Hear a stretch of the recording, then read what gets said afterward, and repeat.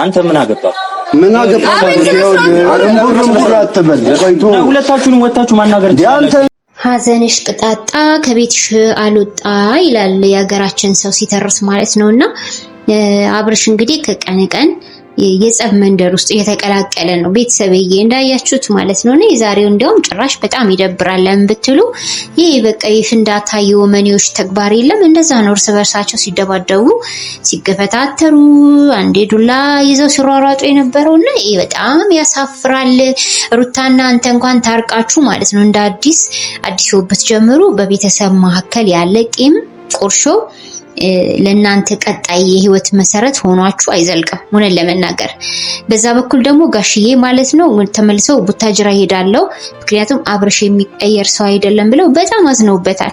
የተወደዳችሁ ቻናሌ ቤተሰቦች ሰላማችሁ ብዙ ትርፍ ይበልልኝ። እንዴት ናችሁልኝ? እኔ ደህና ነኝ እግዚአብሔር የተመሰገነ ይሁን።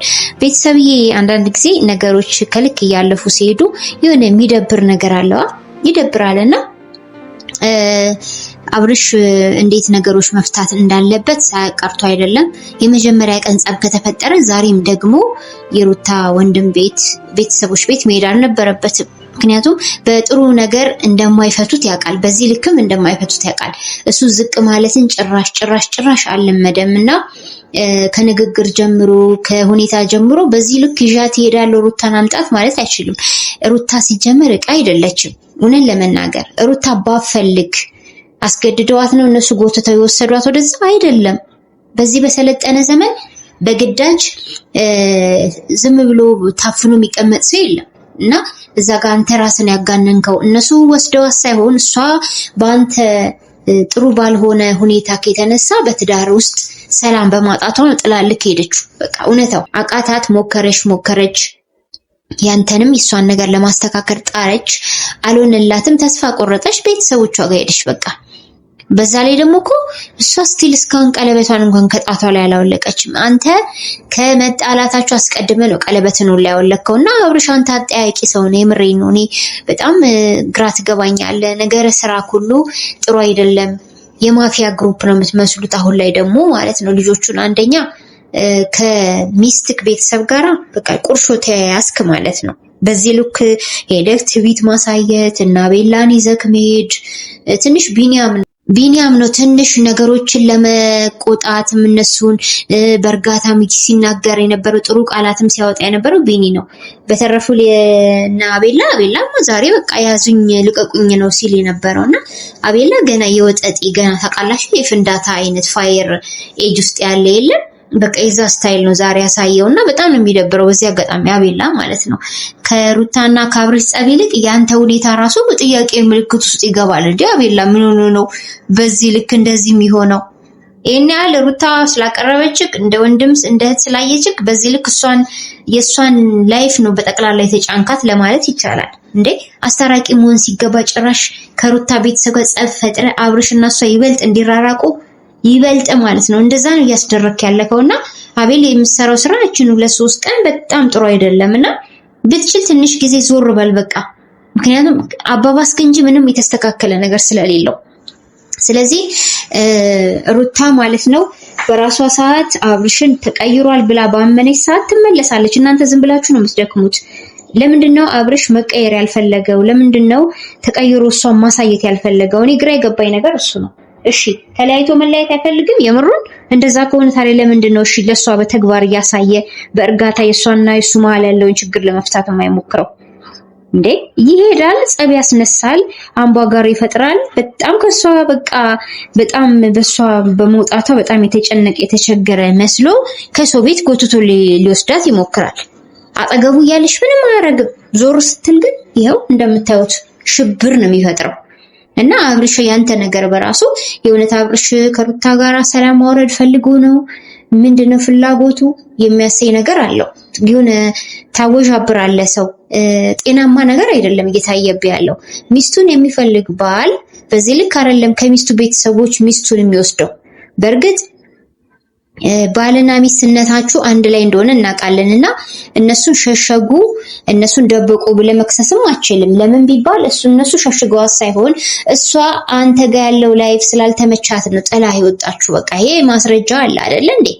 ስለዚህ አሁን እነሱ ልክሰስ ብትልስ እንዴት ይሆናል? አይሆንም እኮ እዚህ ጋር ፈቃደኛ ሆና ከዛ ቤት መውጣት የምትችለው ሩታ ናት። ሲጀምር እሷ ሲኦል ውስጥ አይደለም ያለችው።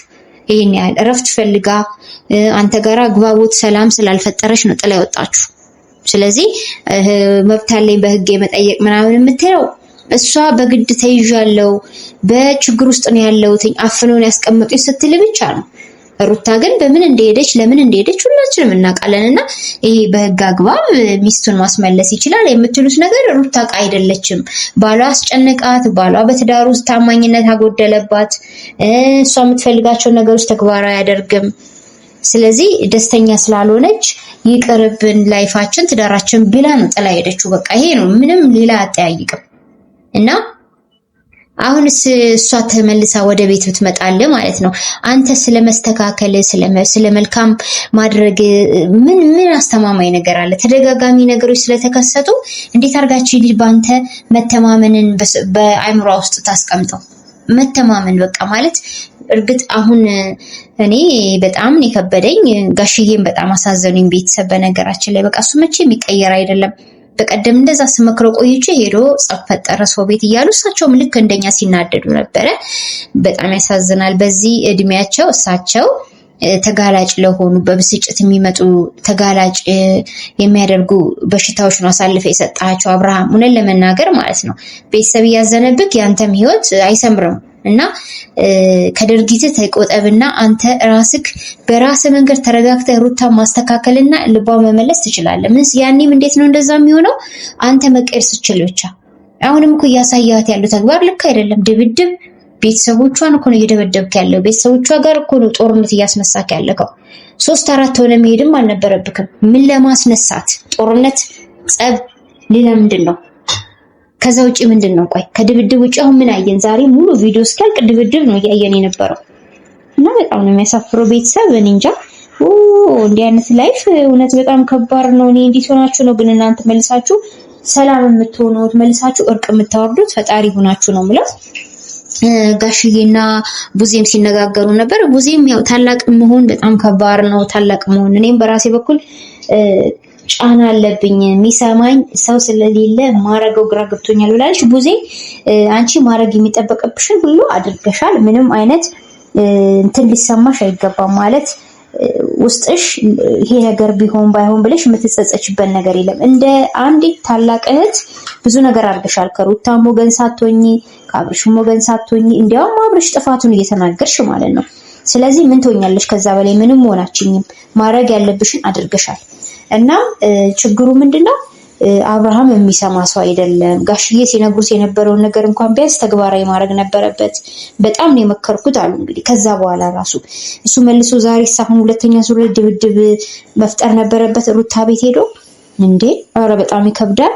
እቺ ልጅ ከሀገር ትውጣ እንደ አብርሽ። በዚህ ሁኔታ አንተ እንዴት ነው አድርገህ ነው እቺ ልጅ ባል እና ሚስት ሆነክ ከሷ ጋር አንድ ቤት በሰላም የምትኖሩት? ከዚህ በኋላስ በአንድ ቀን ቤተሰቦቿን አስቀይመሃል ማለት በቃ ከቤተሰብ ጋር ግብ እስከ መግባት ከተደረሰ አንተና እሷ እንዴት ነው በሰላም ታርቃችሁ ብትታረቁ ራሱ አንድ ቤት ውስጥ በፍቅር የምትኖሩት? ከዚህ በፊት ከዋናው ከእናት ከአባት ከእህት ጋር ጸብ ነበረ።